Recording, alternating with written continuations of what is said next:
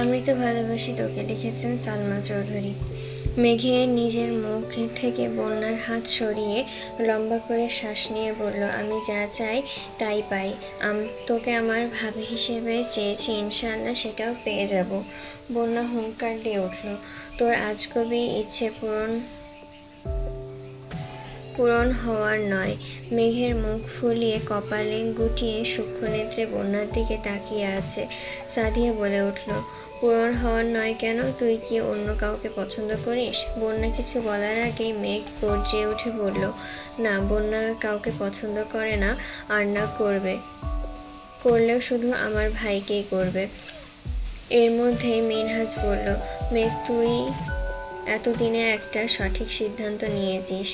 আমরা আজ আছি, কাল নেই, কিন্তু তোর ভাবি করে নিলে বন্যা সারা জীবন তোর পাশে থাকবে।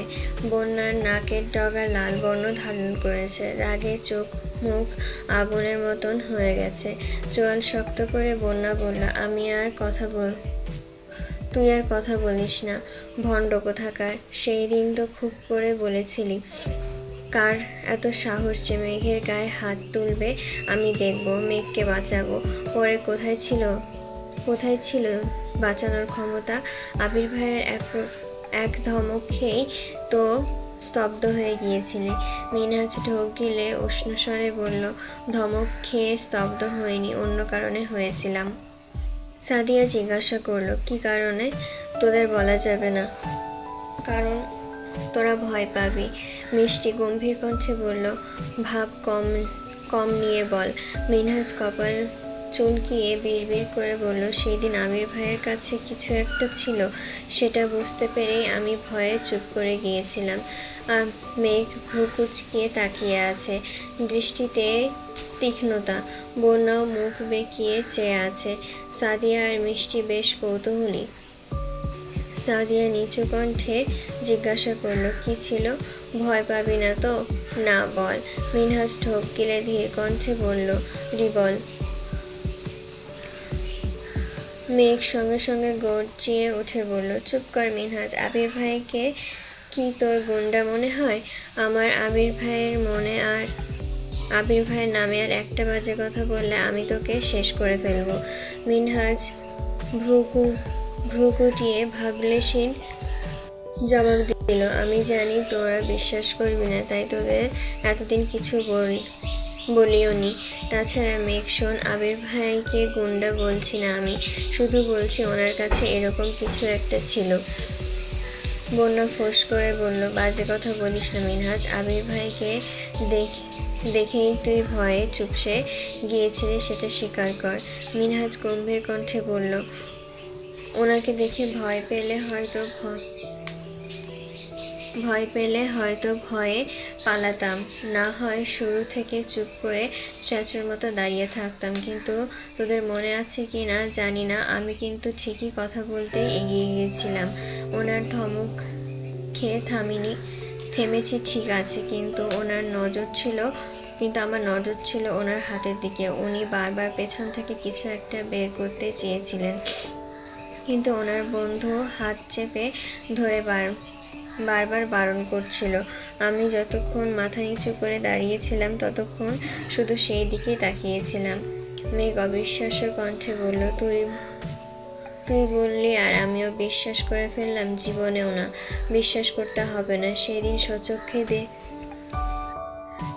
স্বচক্ষে দেখবি সেই দিন আমার কথাটা মনে করিস, তাহলেই হবে। অবশ্য তোর সামনে ওনার এই রূপটা আসার সম্ভাবনা খুব কম। সাদিয়া নম্রভাবে জিজ্ঞাসা করল, কেন?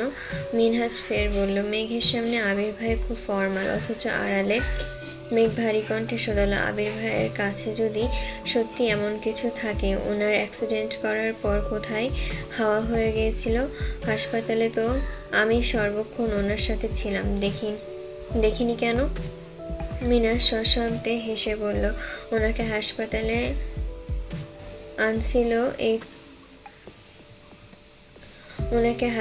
যে আনছিল এই কথা তাকে জিজ্ঞাসা কর। মেঘ কপাল কুঁচকে ভাবল, সেই দিন মেঘেরা হাসপাতালে যাওয়ার আগেই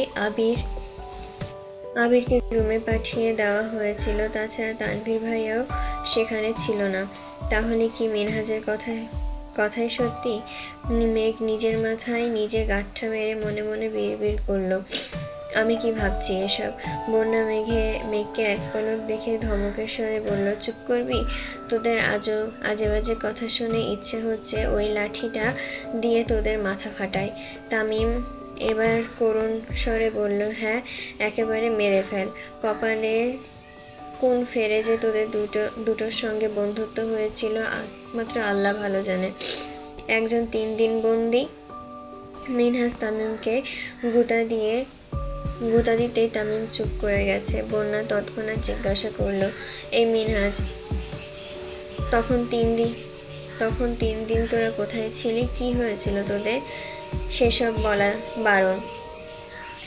সাদিয়া ঠাট্টা করে বলল, মায়ের কেমন খেয়েছিলি? তামিম আস্তে করে বলল, শুরুটা অশুভ হলেও শেষটা উৎকৃষ্ট ছিল, মনে রাখার মতন। মিষ্টি হালকা ধমক দিয়ে বলল, আগের কাহিনী বাদ দে, আজকে দিনে আয়। বন্যা, এবার তুই কিছু বল। বন্যা রাগী কণ্ঠে বলল, আমি নতুন করে কিছু বলতে চাই না। মেঘ আমার বেস্ট ফ্রেন্ড, আমি সারা জীবন বেস্ট ফ্রেন্ড হিসেবেই ওকে সাপোর্ট করবো ইনশাল্লাহ। মেঘ রাগী কণ্ঠে বলল, এমন বহু বেস্ট ফ্রেন্ড দেখেছি যারা শুরুর দিকে একে অপরকে ছাড়া বাঁচবে না, প্রয়োজনে শেষে কিংবা দুইজনের দূরত্ব বেড়ে গেলে যোগাযোগ বন্ধ হয়ে যায়, চোখের আড়াল থেকে ধীরে ধীরে মনের আড়ালও হয়ে যায়। আমি তেমন সম্পর্ক চাইনি। আল্লাহ যেহেতু আমাদের এত বছর একসঙ্গে রেখেছেন, আশা করব বাকি জীবনও রাখবেন। আজ এই মুহূর্তে আমি তোদের সাক্ষী রেখে বন্যাকে আমার ভাবি হিসেবে স্বীকৃতি দিয়ে দিচ্ছি। বন্যা এখন চাইলেও আমার ভাইকে ছাড়া কাউকে ভালোবাসতে পারবে না। বন্যা আমার ভাবি, আজ থেকে আমি বন্যাকে ভাবি ডাকবো, এটাই ফাইনাল। বন্যা গম্ভীর কণ্ঠে বলল, সব বিষয়ে পাগলামি করিস না, এটা অসম্ভব মেঘ। এটা সম্ভব না মেঘ। মেঘ শক্ত কণ্ঠে বলল, সম্ভব অসম্ভব আমায় বলতে হবে না, আমি এত কিছু শুনতেও চাই না। তুই আমার ভাবি মানে ভাবি, এই বিষয়ে আমি আর একটা কথাও শুনতে চাই না। বন্যা কপাল গুটিয়ে মেঘকে দেখছে। মেয়েটা একদমে কথা বলে শেষ করে ঘন ঘন শ্বাস ছাড়ছে। মেঘ ইদানিং শান্ত স্বরে কথা বললে, কাউকে মানাতে না পারলে তৎক্ষণাৎ আবিরের মতো শক্ত আর সাবলীল ভঙ্গিতে নিজের ইচ্ছাকে অন্যের ওপর চাপিয়ে দেয়। আজকেও সেটাই করেছে। মেঘের এমন পাগলামিতে বন্যা বরাবরই অভ্যস্ত। কিছুদিন আগে আবিরের মুখে ভালোবাসি শুনতে উঠে পড়ে লেগেছিল। সেই ঝামেলা মিটল কি না আবারও আরেক পাগলামিতে মেতেছে। মেঘকে যা বলে যদি ওর সেটা মনে হয় তাহলে সেটাই নিয়ে হইচই শুরু করে। এতদিন যে কিছু নিয়ে হইহুল্লোড় করুক না কেন, আজ মেঘের পাগলামির মূল কেন্দ্রবিন্দু বন্যা। তানভীরের প্রতি বন্যার কোনো কালেই তেমন আগ্রহ ছিল না। মেঘকে করা শাসন দেখেই বন্যা ভীত হয়ে থাকে। তানভীরের বাসায় থাকলে কখনো মেঘেদের বাসায়ও যেত না। কথা বলা তো দূরের বিষয়, বছরখানেক যাবৎ ফোনে মাঝে মধ্যে কথা হয় তানভীর আর বন্যার। তবে সেখানেও থাকে বিশাল এক সীমাবদ্ধতা। প্রয়োজনের বাইরে তানভীর 2-1 কথা জিজ্ঞাসা করলেও বুক কাঁপে বন্যার। বরাবরই স্বল্পভাষী একটা মেয়ে।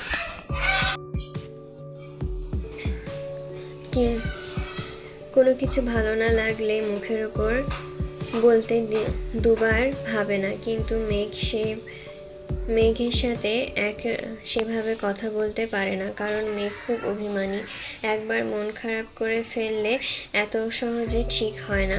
আবিরের কথায় হয়তো মিনহাজদের সাথে কথা বলছে ঠিকই, তবে পূর্বের মতন স্বাভাবিক বন্ধন আর কখনোই হবে না। তবে মেঘের আজকের পাগলামি বন্যাও স্বাভাবিকভাবে নিতে পারছে না। বন্যা ভ্রু কুঁচকে তাকিয়ে আছে। মেঘকে কিভাবে থামাবে সেসব ভেবেই বুক কাঁপছে বন্যার। সহসায় ব্যথা অনুভব হচ্ছে বুকে। মিনহাজ হুট করেই বলে ফেলল, আজ থেকে সবাই মেঘ আর বন্যা দুইজনকেই ভাবি ডাকবে, বুঝলি? মেঘ, বন্যা, সাদিয়ারা সবাই একসঙ্গে শুধালো, কেন? মিনহাজ মুখে হাসি রেখে বলল, মেঘ আবির ভাইয়ের বউ, তার মানে আমাদের ভাবি, আর বন্যা তানভীর ভাইয়ের বউ। বন্যা ধমক দিয়ে বলল, মেঘকে ডাকতে ইচ্ছে হলে ডাক, আমায় কিছু ডাকতে আসবি না।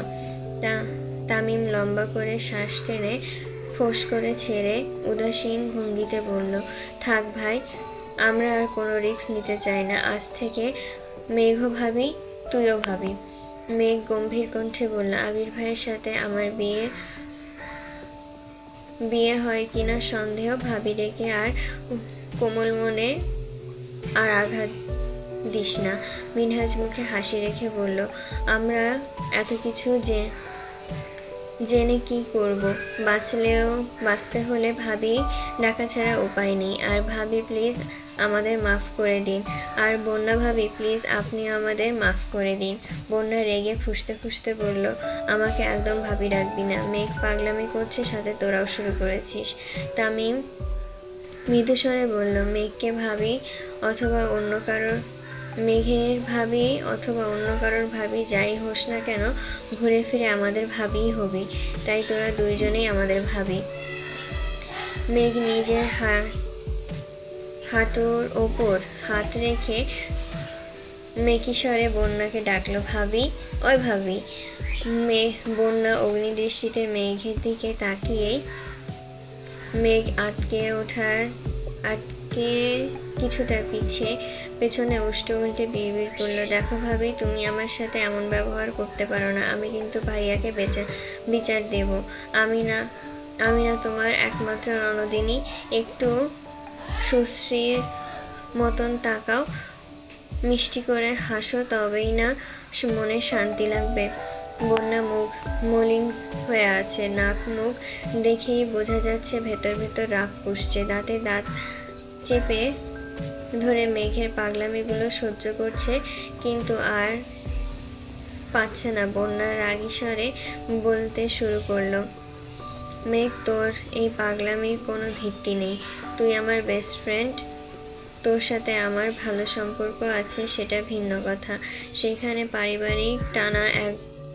পরিবার টানা একদমই উচিত না। তোর ভাই যে রাগী, হঠাৎ প্রয়োজনে দুইটা কথা বলতেই আমার 10 বার ভাবতে হয়। সেখানে ওনার প্রতি অন্য কিছু আমার কখনোই ভাবতে পারি না। আমি তোর পাগলামির মানে ঠিকই বুঝতে পারছি, কিন্তু তোর এই ইচ্ছে পূরণ করার স্বার্থ আমার নেই। মেঘ প্রশ্ন করলো, আমার ভাইকে অপছন্দ করার একটা কারণ কি? রাগ নাকি অন্য কিছু? মানে কিছু না। বন্যা ঢোক গিলে চুপচাপ বসে আছে। আরো 30 মিনিট মতো চলল এই নীরব যুদ্ধ। মিনহাজ, তামিম, মিষ্টি, সাদিয়াও বন্যাকে বোঝানোর চেষ্টা করছে, কিন্তু বন্যা নিজের জায়গায় অনড়। মেঘ কিছুক্ষণ জোর গলায় চেঁচামেচি করে হঠাৎই শান্ত হয়ে গেছে। প্রায় 15 মিনিট যাবৎ মেঘ নিশ্চুপ হয়ে বসে আছে। বন্যা বেশ কয়েকবার খেয়াল করেছে মেঘের অভিমান বুঝেও বন্যা কিছু বলল না। মেঘ হঠাৎই ধীর স্বরে বলল, প্লিজ তোরা এবার থাম। সরি বন্যা। বন্যার সাথে সাথে সবাই ভ্রু কুঁচকে মেঘের দিকে তাকালো। মেঘ চোখ মুখ ফ্যাকাশে হয়ে গেছে। বন্যা রাজি হয়নি বলেই মেঘের মনে এত তাড়াতাড়ি খারাপ হয়ে যাবে এমন মেয়ে মেঘ নয়। মেঘের গম্ভীরতা দেখে বন্যা ভয় হচ্ছে। কোন কথা থেকে কোন কথা মনে বের করে গাল ফুলিয়েছে, এটা বোঝা দুষ্কর। বন্যা এবার আদরে ভঙ্গিতে বলল, কি হয়েছে বেবি? মেঘ বন্যার দিকে এক পলক তাকিয়ে, তবে দৃষ্টির বিন্দুমাত্র উত্তাপ নেই। বন্যা মলিন মুখ করে আবারও বলল, বেবি, তুই কি রাগ করেছিস? মেঘ জিভে দিয়ে ঠোঁট ভিজিয়ে অনুস্বর কণ্ঠে বলল, না, রাগ করিনি। মিনহাজ জিজ্ঞাসা করলো, কি হয়েছে? তো কি হয়েছে ভাবি? মেঘ মিনহাজের দিকে তাকিয়ে মলিন হাসলো। এভাবে বাইরে কারোর মুখে ভাবি শুনলে মেঘের বেশ ভালোই লাগে। সহসা বন্যার দিকে এক নজর তাকিয়ে মিনমিন স্বরে বলল, মানুষ নিরন্তর সুখের নীড় খোঁজে, কষ্ট আড়াল করে প্রতিনিয়তই স্বভাবসিদ্ধ হাসে। মেঘের বলা কাব্যিক কথার মানে কেউই বুঝল না। তামিম ধীর কণ্ঠে বলল, কি হয়েছে মেঘ? মেঘ কণ্ঠ খাদে নামিয়ে বলল, সরি বন্যা,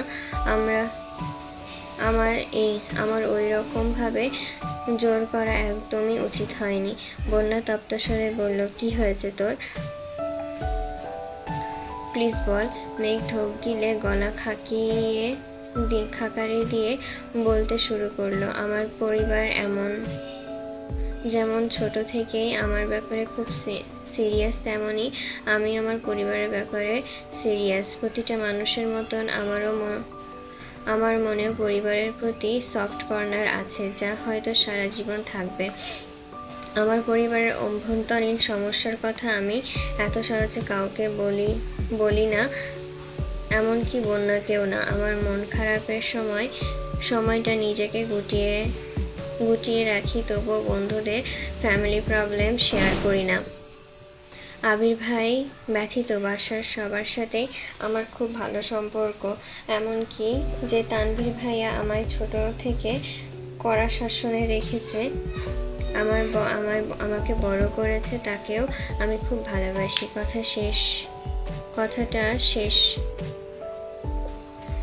কথাটা বলে মেঘ দু চোখ বেয়ে দু ফোঁটা পানি গড়িয়ে পড়েছে। সাদিয়া জিজ্ঞাসা করলো, তোর পরিবারে কি সমস্যা? কিছু হয়েছে? মেঘ চোখের পানি মুছে ভেজা কণ্ঠে আবারও বলতে শুরু করলো, একটা সময় পর্যন্ত ভাইয়ার প্রতি আমার ক্ষোভের অন্তর ছিল না। সবকিছু অসহ্য লাগতো, কিন্তু হঠাৎ সবকিছু কেমন যেন বদলে গেছে। একদিন আমি স্কুল থেকে ফিরে দেখি ভাইয়া ড্রয়িং রুমের ফ্লোরে বসে দুই হাতে মাথা চেপে ধরে কাঁদছে। আম্মু আর বড় আম্মু ভাইয়াকে বোঝানোর চেষ্টা করছে, অন্যদিকে আব্বু আর বড় আব্বু যা তা বলে চিৎকার করছে। আমার ছোট মস্তিষ্কে তখন কিছুই ঢুকছিল না। ভাইয়া তখন উচ্চ মাধ্যমিক পরীক্ষার্থী ছিল। কিছুদিন পর পরীক্ষা, অথচ ভাইয়ার অবস্থা নাজেহাল হয়ে পড়েছিল। আমি আম্মুকে অনেকবার জিজ্ঞাসা করেও সঠিক তথ্য জানতে পারিনি। বড়রা আমার থেকে কিছু একটা লুকাতে প্রতিনিয়ত ব্যস্ত থাকতো, আমিও কৌতূহলী হয়ে জানার চেষ্টা করতাম। তারপর মোটামুটি যা বুঝেছি, ভাইয়া কলেজে পড়াকালীন একটা মেয়ের সাথে পরিচয় হয়েছিল। মূলত মেয়েটা নিজে থেকেই ভাইয়ার সাথে বন্ধুত্ব করেছিল, তাও প্রায় 1 বছর ভাইয়ার পেছন ঘুরে। 1 বছর পর থেকে ভাইয়ার মেয়েটার সাথে টুকিটাকি কথা বলা শুরু করে, যা এক পর্যায়ে সম্পর্কের দিকে এগোয়। ভাইয়ার টেস্ট পরীক্ষার আগেই মেয়েটা হঠাৎ ভাইয়াকে প্রপোজ করে বসে। যেহেতু মেয়েটার সাথে ভাইয়ার ভালো সম্পর্ক ছিল, তাই ভাইয়াও রাজি হয়ে গিয়েছিল। পরীক্ষার ব্যস্ততায় প্রায় 1 মাস কেটে যায়।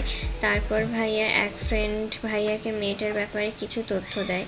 ভাইয়া প্রথমে একদমই বিশ্বাস করেনি, কিন্তু পরবর্তীতে খোঁজ নিয়ে জানতে পারে ভাইয়ার বন্ধু বলার প্রতিটা কথাই ছিল সত্যি। তারপর থেকে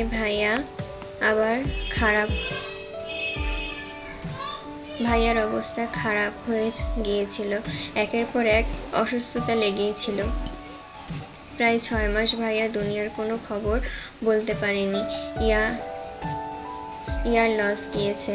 তারপর ধীরে ধীরে কিছুটা সুস্থ হয়েছে। পড়াশুনো সেই ইনরেগুলার হওয়ার পর থেকে আব্বুর সাথে ভাইয়ার সম্পর্কে বিশাল ফাটল ধরে। বড় আব্বু তেমন কথা বলতো না। শরীর সুস্থ হলেও ভাইয়ার মন তখনও অসুস্থ ছিল। তারপর থেকে আবির ভাই আর ভাইয়ার সম্পর্কের গভীর হতে শুরু করলো। ভাইয়ার সব আবদারের মাধ্যম হয়ে ওঠে আবির ভাই। ভাইয়ার মনের অবস্থা ঠিক রাখতে আবির ভাই ভাইয়াকে সব বিষয়ে সাপোর্ট করতে শুরু করে। ভাইয়ার হুট করেই সিদ্ধান্ত নেয় যে সে রাজনীতি করবে। আম্মুদের বলেছি, কিন্তু আম্মুরা কেউ রাজি না, আব্বুরাও আরও রাজি না। শুনেছিলাম আবির ভাইও রাজি ছিল না, কিন্তু ভাইয়ার সুখের জন্য বাধ্য হয়ে ভাইয়াকে সাপোর্ট করেছে আর এখন পর্যন্ত প্রতিনিয়তই করে যাচ্ছে। এসব ঘটনা দেখতে দেখতে তানভীর ভাইয়ার প্রতি আমার চিন্তাধারা বদলাতে শুরু করে, সেই সাথে আবির ভাইয়ের প্রতিও। আমার ভাই যখন মানসিক সাপোর্ট দরকার ছিল তখন আবির ভাই সেই সাপোর্টটা দিয়েছিল। তাই আমিও ধীরে ধীরে আবির ভাইয়ের প্রতি মনের ভেতর পুষে রাখা আক্রোশ ভুলতে শুরু করেছিলাম, কিন্তু কখন আবির ভাইয়ের সাথে কথা বলার চেষ্টা করিনি।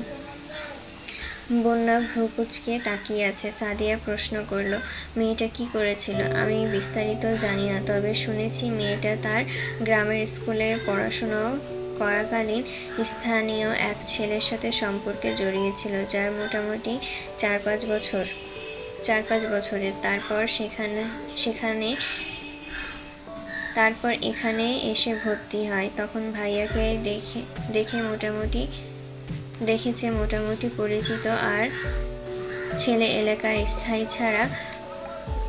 তাছাড়া তখন ভাইয়া দেখতে শুনতে অনেক কিউট ছিল। সব মিলিয়ে ওই মেয়ে ভাইয়াকে পছন্দ করে ফেলে। আগের প্রেমিক সেসব জানতে পেরে তাদের মধ্যে কি ঝামেলা হয়। তারপর মেয়েটা জেদ করে ভাইয়ার সাথে সম্পর্কে জড়ায়। ওই ছেলেও কম ছিল না। যখন নিজেই মেয়ের সাথে পারছিল না তখন মেয়ের বাড়িতে জানিয়ে দেয়। মেয়েকে নিয়ে ঝামেলা শুরু হয়। সেই ঝামেলায় আমার ভাই ফেঁসে গিয়েছিল। কথা নেই বার্তা নেই, মেয়ের বাবা একদিন আমাদের বাসায় এসে যা তা বলেছে, যা বড় আব্বু সহ্য করতে পারেনি। সেই থেকে আমাদের বাসায় মন ঝামেলা শুরু হয়েছিল। মিষ্টি চাপা স্বরে বলল, তোর ভাই এখন ঠিক আছে তো?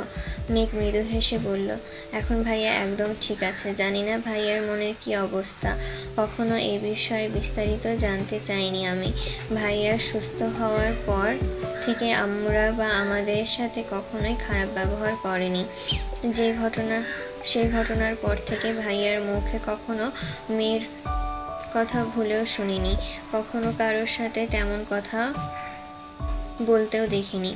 মেঘ একটু থেমে আবারও বলল, সরি বন্যা, তোর সাথে খুব ভালো সম্পর্কের জন্যই আমি তোকে ভাবি হিসেবে চেয়েছিলাম, আর কিছুই না। আমি চাই না আমার পাগলামির জন্য তুই আমার ভাইকে ভুল বুঝিস। ভাইয়া যেহেতু আমার, আর তুইও আমার বেস্ট ফ্রেন্ড, তাই আমি কাউকে কষ্ট দিতে পারবো না। আমি চাই আমার ভাইয়ের জীবনে এমন কেউ আসুক যে আমার ভাইয়ের অতীত জেনে তাকে ভালোবাসবে, মিথ্যা মায়ায় নয়, বরং সত্যিকারের ভালোবাসার বন্ধনে জড়াবে, যেখানে কোনো মিথ্যার দেওয়াল থাকবে না, নিজেকে বিস্তর প্রমাণ করার চেষ্টাও থাকবে না। আমার ভাই ছন্নছাড়া, নির্লিপ্ত কিংবা রাগী, সবকিছু জেনে শুনেই যে আমার ভাইকে ভালোবাসবে, আমি সারা জীবন তাকে আগলে রাখবো। হঠাৎ পেছন থেকে তানভীর ডাকলো, বনু বাসায় যাবি না? মেঘ চোখ মুছে ঘাড় ঘুরিয়ে স্বাভাবিক কণ্ঠে বলল, আসছি। মেঘ বসা থেকে উঠতে উঠতে শীতল কণ্ঠে বলল, সরি বন্যা, প্লিজ কিছু মনে করিস না। বন্যা কিছু বলার আগে মেঘ চলে গেছে। বন্যা তাকাতেই তানভীর চোখে চোখ পড়ল। তানভীর বন্যাকে উদ্দেশ্য করে বলল, সন্ধ্যা হয়ে যাচ্ছে, বাসায় যাও। বন্যা সঙ্গে সঙ্গে চোখ নামিয়ে নিয়েছে। মিনহাজ বলে উঠল, আপনারা যান, আমি এখন রিকশা ঠিক করে দিচ্ছি। তানভীর এক পলক ওদের দেখল। মেঘ ততক্ষণে তানভীরের কাছাকাছি চলে এসেছে। মেঘের চোখ এখনো ছলছল করছে। পশ্চিমা আকাশে হেলে পড়া সূর্যের রক্তিম আলোতে মেঘের অশ্রুসিক্ত চোখ চকচক করছে।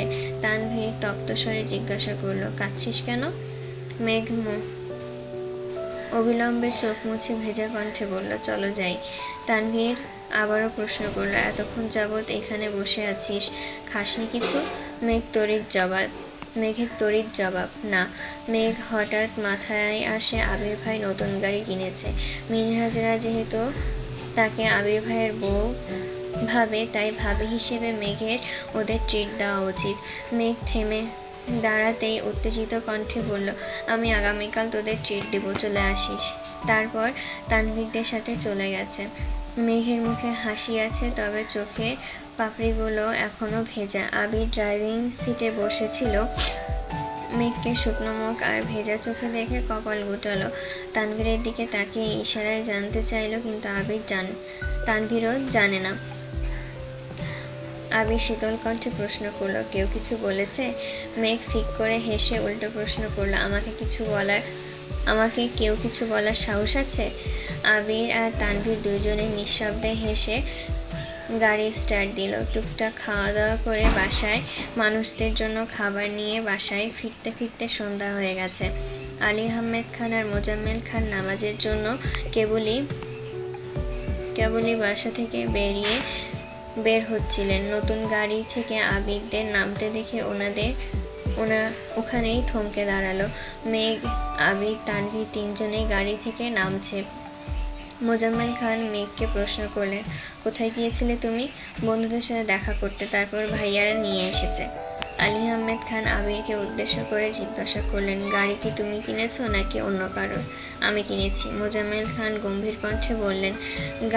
বাড়িতে 3টা গাড়ি থাকা সত্ত্বেও অ্যাকাউন্ট থেকে টাকা তুলে নিজের গাড়ি কেনার কোনো মানে নেই।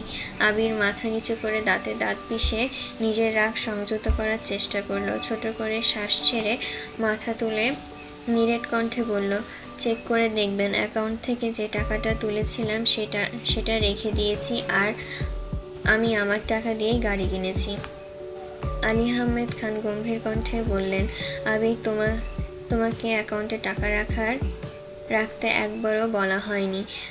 তোমার অ্যাকাউন্ট, তুমি যখন খুশি টাকা তুলবে। আমি সেই দিন শুধু জানতে চেয়েছিলাম। আবির মৃদু হেসে বলল, সেদিন কারণ জানতে চেয়েছিলেন, আজ বলেছেন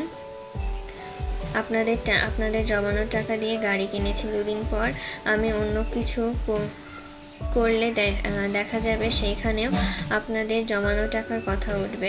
তার থেকে ভালো আপনাদের টাকা জমা রেখে দিলাম। আলী আহমেদ খান ভারী কণ্ঠে বললেন, নিজের যোগ্যতা প্রমাণ করছো? আবির মলিন হেসে বলল, হয়তো। মোজাম্মেল খান কিছু বলতে চেয়েও থেমে গেলেন। পাশ কাটিয়ে নামাজের জন্য চলে গেছেন। আবির, তানভীর নিজেদের রুমে চলে গেছে। মেঘ আম্মু, বড় আম্মু, কাকি, মিম আদিকে ডেকে এনে আবিরের গাড়ি দেখাচ্ছে। বিকালবেলায় গাড়িটা দেখে মেঘের সত্যি খুব রাগ হয়েছিল, তবে এখন আর সেই রাগটা নেই। ঈদের দিনের মতন সুন্দর একটা দিনেও যখন আব্বু আর বড় আব্বু টাকার হিসেব চাইতে পারে, সেখানে আবির ভাইয়ের গাড়ি কিনে নিজের অবস্থান প্রমাণ করাটা দোষের কিছু না। আবিরের জন্য এখন অন্যরকম ভালো লাগা কাজ করছে। মেঘ রুমে এসে চোখ বন্ধ করলো, অমনি আবিরের কণ্ঠস্বর মেঘের কানে বেজে উঠল। আবিরের গায়ের গন্ধ অনুভব করে আচমকা চোখ মেলল মেঘ। মস্তিষ্কে সর্বক্ষণ এক আবির ভাই তোলপাড় চালাচ্ছে। শয়নের স্বপ্নে শুধু আবির ভাইয়ের সত্তাকে উপলব্ধি করে। পরদিন ভার্সিটি যেতেই বন্যার সাথে দেখা। বন্যা মেঘের জন্য দাঁড়িয়ে অপেক্ষা করছিল। বন্যাকে দেখেই ঠোঁটে হাসি রেখে বলল, তোর জন্য একটা সারপ্রাইজ আছে। মেঘ স্বাভাবিক কণ্ঠে বলল, কি? আগে ক্লাস শেষ করি, পরে বলবো। আচ্ছা। বন্যা আর মেঘ ক্লাসে ঢুকতেই পেছন দিক থেকে মিনহাজ আর তামিমরা চেঁচিয়ে উঠল, হাই ভাবিরা। আশেপাশের কয়েকজন জিজ্ঞাসা করলো, ভাবিরা আবার কে? তানভীর গম্ভীর কণ্ঠে বিড়বিড় করে বলল, রমণী তোমার হলে প্রেমিক আর অন্যরা হলে ভাবি, বুঝেছো? প্রেমিকা হওয়ার বদলে ভাবি হওয়ার ফিলিংসটা জোস। আশেপাশে ছেলেগুলো হাসতে হাসতে গড়িয়ে পড়েছে। মেঘ আর বন্যা রাগে কটমট করে তাকাতেই ছেলেগুলো হাসি থামিয়ে দিয়েছে। ক্লাস করে বের হতেই বন্যা বলল, জানিস আপু সরকারি জব হয়েছে। সত্যি? হ্যাঁ, তোকে রাতে কল দিতাম, কিন্তু তুই তো রাগে কলই ধরিসনি। মেঘ মৃদু হেসে বলল, না রাগ করিনি, আসলে আমি বন্যা কপট রাগ দেখিয়ে বলল, হয়েছে, এখন আর মন খারাপ করে বসে থাকতে হবে না। আমি তোকে না বলে আর কি আমি তোকে না বুঝলে আর কে বুঝবে শুনি। মিনহাজরাও বেরিয়ে এসে মিষ্টি করে হেসে বলল, মেঘ, কাল তুই চলে যাওয়ার পর আমরা সবগুলো মিলে তোর পক্ষ থেকে আরও 30 মিনিট লেকচার দিয়েছি। তুই আর মন খারাপ করিস না। এখন বল, কে ট্রিট দিবে? বন্যা আর মিম দুজনেই একসঙ্গে বলল, আমি। মেঘ বলছে সে দেবে, বন্যা বলছে বন্যা দেবে। হঠাৎ মিনহাজ আর তামিম বলে উঠল, ভাবি আমরা কিন্তু দুজনের ট্রিটই খেতে পারবো, তবুও আপনারা নিজেদের মধ্যে মনোমালিন্য করেন না প্লিজ। মেঘ আর বন্যা ওদের সবাইকে ট্রিট দিয়েছে, কিন্তু আবির তানভীরকে বলা হয়নি। বন্যা বারবার বলেছে ওনারা আমাকে অনেক ট্রিট দিয়েছে, আমারও ট্রিট দেওয়া উচিত। মেঘ কিছুই বলছে না, কারণ গতকালকে বলা কথাগুলো এখনো ভুলতে পারেনি মেঘ। এই অবস্থায় বন্যা তানভীরকে একসাথে দেখলে মেঘের আবারও ভাবি ডাকার স্বাদ জাগবে। বন্যা খানিক থেমে প্রশ্ন করল, মেঘ, তোর কি মন খারাপ? মেঘ মলিন হেসে বলল, কই না তো।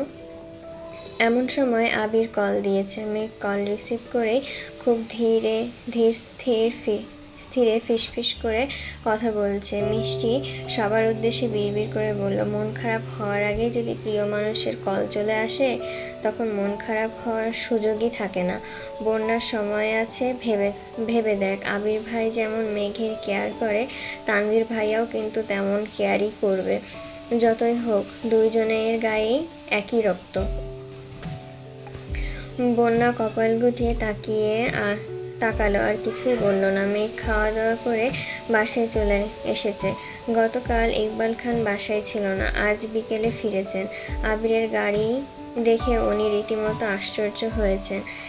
সেই থেকে আবির বাড়ি ফেরার অপেক্ষা করছেন। আবির বাসায় ফেরার 10 মিনিট পর ইকবাল খান আবিরের রুমে গেলেন। কাকামণিকে দেখে আবির শোয়া থেকে উঠে বসল। ইকবাল খান ঠান্ডা কণ্ঠে জিজ্ঞাসা করলেন, ফ্রি আছিস? হ্যাঁ, কেন? ছাদে চল, কথা আছে। কি হয়েছে কাকামণি? চল আগে। আবিরকে নিয়ে ছাদে চলে আসলেন। ছাদের মাঝে বরাবর বসে ইকবাল খান ধীর কণ্ঠে জানতে চাইলেন, তুই যা করছিস তা কি বুঝে শুনে করছিস? আবির কপাল গুটিয়ে শুধালো, মানে? তোকে গাড়ি কেনার জন্য নিষেধ করেছিলাম আমি, বারবার বলেছিলাম আমার গাড়িটা তোর, তারপরও তুই গাড়ি কিনলি কেন? আমার কারোর কথা শুনতে ভালো লাগে না। তুই যে ধ্বংসলীলায় মেতেছিস এর ফলাফল খুব ভয়াবহ হবে। আবির নিশ্চুপ, মাথা নিচু করে বসে আছে। ইকবাল খান ধীর কণ্ঠে প্রশ্ন করলেন, তুই কি জেনে বুঝে মেঘকে ভালোবেসেছিস? ইকবাল খানের দিকে আশ্চর্য নয়নে তাকিয়ে আছে আবির। কাকামণি মেঘের কথা কিভাবে জানতে পারলো? আবির আনুমনে বলল, যখন ভালোবেসেছি তখন বাসার সিচুয়েশন জানা বা বোঝার বয়স আমার ছিল না। ইকবাল খান মেকি স্বরে বললেন, এখন তো বুঝেছিস, ছেড়ে দিতে পারবি? আবির গর্জে উঠে বলল, না, আমি ওকে ছেড়ে বাঁচব না। আমি তো দিব্যি বেঁচে আছি, আর ভালোই আছি। আবির নিরেট কণ্ঠে বলল, আমি তোমার মতন শক্ত খোলসে নিজেকে আবদ্ধ করে সারা জীবন কাটাতে পারবো না কাকামণি। বাসার পরিস্থিতি বোঝার পর থেকে এখন পর্যন্ত নিজের অনুভূতিগুলো বন্দি করে রাখতে আর পারছি না। তবুও মনের কোণে ক্ষীণ আলো জ্বলছে।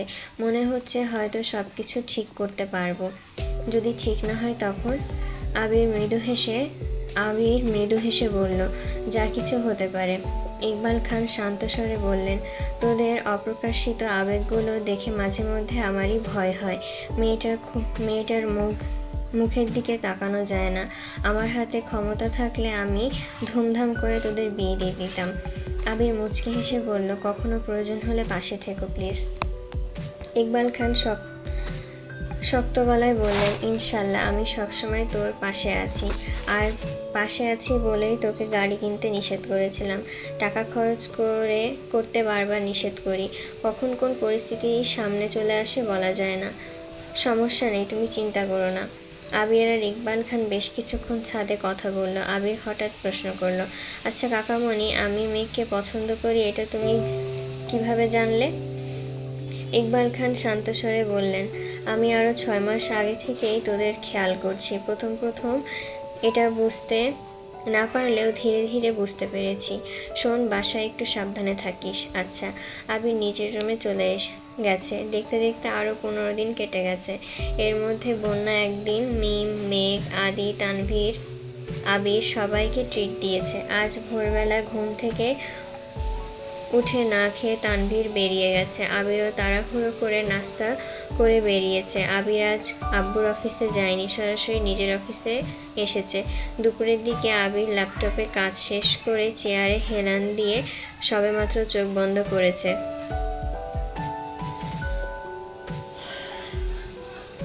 এমন সময় কাকিয়ার নাম্বার থেকে কল এসেছে। আবির কপাল গুটিয়ে তাকালো। সচরাচর কাকিয়া আবিরকে কল দেয় না বললেই চলে। আবির কল রিসিভ করে ধীর কণ্ঠে বলল, হ্যাঁ কাকামণি, হ্যাঁ কাকিয়া বলো। ভাইয়া, আমি মিম। মিমের গলা কাঁপছে, ফিস ফিস করে কথা বলছে। আবির ভারী কণ্ঠে জিজ্ঞাসা করলো, কি হয়েছে? বাসায় কোনো সমস্যা? মিম কাঁপা কণ্ঠে বলল, আপুকে দেখতে আসার মানুষগুলোকে আগেরবার আপনারা বাসায় আসতে দেননি, এবার এটা চাচ্চু বুঝে গেছে, তাই আপনাকে না জানিয়ে আজ আরেকটা ফ্যামিলিকে বাসায় আসতে বলেছে। কিছুক্ষণের মধ্যেই তারা চলে আসবে। প্লিজ ভাইয়া, আপনি কিছু করুন। মিমের মুখে অকল্পনীয় কথা শুনে আবিরের শরীর ঝাঁকুনি দিয়ে উঠেছে। অকস্মাৎ মেরুদণ্ড সোজা হয়ে গিয়েছে। নিঃশ্বাস আটকে আসছে গলায়, শ্বাসনালীতে তুফান। মুহূর্তের মধ্যে চোখের শিরা উপশিরা রক্তাভ বর্ণ ধারণ করেছে। বক্ষ স্পন্দন বেড়ে আকাশ ছোঁয়ার পথে। আবির নিজের সর্বোচ্চ অনুবলে মেঘকে যতই আগলে রাখতে চাইছে, প্রতিনিয়ত ততই বিপাকে পড়ে যাচ্ছে। মেঘের মুখে নিরন্তর হাসি ফোটাতে আবির নিজের সাথে একের পর এক নিগ্রুর বিদ্রোহ করেই চলেছে। তারপরেও কেন কোনো কিনারা পাচ্ছে না। কণ্ঠে তেজ ঢেলে আবির শক্ত কণ্ঠে জিজ্ঞাসা করলো, মেঘ কোথায়? আম্মুরা সবাই আপুর রুমে বসে আছে আর আপুকে সাজুগুজু করতে বলছে, কিন্তু আপু চুপচাপ বসে আছে। আবির চোখ বন্ধ করে জোরে শ্বাস টেনে পরপর সর্বশক্তি দিয়ে নিঃশ্বাস ছেড়ে নিজেকে নিরুদ্যম করার চেষ্টা করলো। অতঃপর নিরেট কণ্ঠে বলল, ওকে বলি সাজুগুজু করতে হবে না। দেখিস ওই দিনের মতো কান্নাকাটি যেন না করে, আমি দেখছি। মিম আতঙ্কিত কণ্ঠে বলল, আপনি এখন বাসায় আসলে সমস্যা হবে। আবির অদম্য কণ্ঠে বলল, বাসায় আসবো না। শোন, তোর দায়িত্ব হলো যত দ্রুত সম্ভব তুই ছেলের বাবার নামটা জেনে আমায় কোনোভাবে টেক্সট করে জানাবি। মিম শীতল কণ্ঠে বলল, আচ্ছা। আবির কল কেটে দিয়েছে। মিমের সাথে আবির শান্ত কণ্ঠে কথা বলেছে ঠিকই, কিন্তু আবিরের ভেতরটা রাগ আর দুশ্চিন্তায় ফেটে যাচ্ছে। মেঘ বাসায় অল্প সাজুগুজু করলে আবিরের কলিজায় আঘাত লাগে। নিজের দৃষ্টি সামলাতে একের পর এক দোয়া পড়তে থাকে, যেন মেঘের ওপর শয়তানের কুনজর না পড়ে। সেখানে কোথায় কোন পরিবার মেঘকে দেখতে আসবে, এটা আবির বেঁচে থাকতে কোনোভাবে সহ্য করতে পারবে না। তানভীরকে কল দিতে দিতে আবির দ্রুত অফিস থেকে বেরিয়ে গেছে। রাকিব রাসেল কারোর সাথেই দেখা হয়নি। এদিকে মেঘ বিছানায় হেলান দিয়ে বসে। আশেপাশে আম্মু, বড় আম্মু, কাকিয়া সবাই মেঘকে দেখছে, রেডি হতে বলছে। মেঘের সেসবে মনোযোগ নেই। আজ মেঘের চোখে এক ফোঁটা পানিও নেই। সেদিন প্রথমবারের মতন কেউ বা কারা দেখতে আসবে কথাটা শুনে মেঘের নিজেকে শান্ত রাখতে পারেনি। তার উপর আবিরের উদাসীনতা মেঘকে আরো বেশি কাঁদিয়েছিল। কিন্তু রাতের বেলায় আবিরের কথা শুনে মেঘের সবটাই বুঝেছিল আর নিজেকে বেকুব বকেছিল। তাই আজ মেঘের মনে আতঙ্কের রেশমাত্র নেই। দিব্যি বিছানায় হেলানা দিয়ে বসে বসে আঙ্গুর খাচ্ছে। হালিমা খান চাপা স্বরে বললেন, এই মেঘ, আর কতক্ষণ এভাবে বসে থাকবি? ওঠ, রেডি হোক। কখন জানি চলে আসেন, তখন তোর আব্বু রাগারাগি করবে।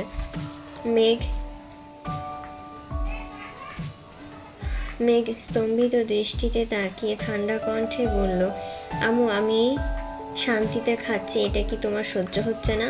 সহ্য হবে না কেন? তুই রেডি হোসনি শুনে তোর আব্বু যে চিল্লাচিল্লি করবে, তখন আমি কি করব? ওনারা চলে গেলে না হয় আবার খাস। আকলিমা খান শান্ত স্বরে বললেন, তোর আব্বু আর বড় আব্বুকে তো চিনিসই, সময়ের কাজ সময় না হলে মেজাজ গরম হয়ে যায়। এমন সময় মিম ঘরে আসে। নিচে আব্বু চাচুর কথোপকথনে ছেলে আর তার বাবার নাম শুনে আম্মুর নাম্বার থেকে আবিরকে মেসেজ দিয়ে জানিয়ে তার অতঃপর ওপরে এসেছে। আলী আহমেদ খান বাসায় নেই। ইকবাল খানকে আকলিমা খান জানানোর পরপরই তিনি বাসায় চলে এসেছেন। মোজাম্মেল খানকে বারবার বোঝানোর চেষ্টা করছেন, অথচ মোজাম্মেল খান কিছু বলতেই চাইছে না। কিছু বুঝতেই চাইছে না। আবিরকে কল দিয়ে বললে আবির উল্টাপাল্টা কিছু করে ফেলবে, এ ভয়ে ইকবাল খান নিজেই বোঝানোর চেষ্টা করছেন। মিম মেঘের রুমে ঢুকতেই মেঘ খাওয়া বন্ধ করে চোখ তুলে তাকালো। সহসা মিম চোখের ইশারায় আবিরকে জানানোর কথা বুঝিয়ে দিয়েছে। মেঘ দীর্ঘ নিঃশ্বাস ছেড়ে আম্মুর দিকে এক পলক তাকিয়ে শীতল কণ্ঠে বলল, তোমরা থামো, আগে ওনারা আসুক, তারপর আমি সাজবো। মালিহা খান শান্ত স্বরে মেঘকে বোঝানোর চেষ্টা করলো, কিন্তু মেঘের এক কথায়, দেখতে আসুক তবেই সে সাজবে। এমনকি ওদের দেখানোর জন্য মেঘ সবকিছু রেডিও করে রেখেছে। ঘন্টা পেরিয়ে যাচ্ছে কিন্তু বাসায় মেহমান আসছে না। মালিহা খান আর আকলিমা খান মেঘের রুমে বসে আছেন, তবে সেই দিকে মিম আর মেঘের কোনো মনোযোগ নেই। মিম মেঘের ওপর হেলান দিয়ে শুয়ে তার স্কুলের গল্প করছে, আর মেঘ মিমের মাথায় বিলি কেটে দিচ্ছে আর গল্প শুনছে। মোজাম্মেল খান আর ইকবাল খান অনেকক্ষণ অপেক্ষা করলেন, কিন্তু কেউই আসছে না। প্রথমে ভেবেছিলেন হয়তো জ্যামে আটকে আছেন, এর জন্যই কল দেননি, কিন্তু অপেক্ষা করতে করতে এক প্রকার বিরক্ত হয়ে কল দিলেন সেই লোকের নাম্বারে। প্রথমবারেই কল রিসিভ হলো। মোজাম্মেল খান তপ্তস্বরে জিজ্ঞাসা করলেন, আপনারা কোথায় আছেন? লোকটা কাঁপা কাঁপা গলায় বলল, আমি অফিসে আছি। মোজাম্মেল খান বিরক্তি ভরা কণ্ঠে জিজ্ঞাসা করলেন, আমাদের বাসায় আসার কথা কি আপনি ভুলে গেছেন? লোকটা ঢোক গিলে কিছুক্ষণ থেমে অতঃপর বললেন, না ভাই, ভুলিনি, কিন্তু একটা সমস্যা হয়ে গেছে। কি সমস্যা? লোকটা আরো কিছুক্ষণ চুপ করে রইল। মোজাম্মেল খান এবার হালকা রাগী স্বরে বললেন, কি হলো? আসলে ভাই কিভাবে বলবো, আমার ছেলে অন্য একজন মেয়েকে পছন্দ করে, তাকে ছাড়া অন্য কাউকে বিয়ে করবে না বলেছে, তাই শুধু। মোজাম্মেল খান রাগে কটমট করে বললেন, আপনার ছেলের অন্য কাউকে পছন্দ করে কিনা সে কথা কি আগে জানা উচিত ছিল না? আর সেই দিন আপনার ছেলেও তো সামনে ছিল। আপনারা আগ্রহ না দেখালে আমি তো আপনাদের কখনোই জোর করতাম না। লোকটা ভাঙা ভাঙা কণ্ঠে বললেন, আমাদের মাফ করে দিন ভাই, আর পারলে দোয়া করবেন। মোজাম্মেল খান রাগে কল কেটে দিয়েছেন। নিজের দায়িত্ব নিয়ে বাসায় এত আয়োজন করিয়েছেন, সেইখানে তারা আসবে না এটা তিনি মানতেই পারছেন না। আগের বার তানভীররা কিছু একটা করেছিল ভেবেই এবার আবির তানভীরকে কিছুই জানাননি, অথচ এবার একই সমস্যা। মোজাম্মেল খান মনে মনে ভাবছে, ছেলের যদি অন্য কোথাও পছন্দ থাকে তাহলে সেই দিন আমার মেয়ের ব্যাপারে এত আগ্রহ দেখিয়েছিল কেন? আমার মেয়েকে দেখার জন্য এত উতলা হয়ে গেছিল কেন? ইকবাল খান মিটিমিটি হেসে বললেন, থাক ভাই, মন খারাপ করো না। মোজাম্মেল খান ভিতরে রাগে ফুঁসছেন, চোখ বন্ধ করে সোফায় হেলান দিয়ে বসে আছে।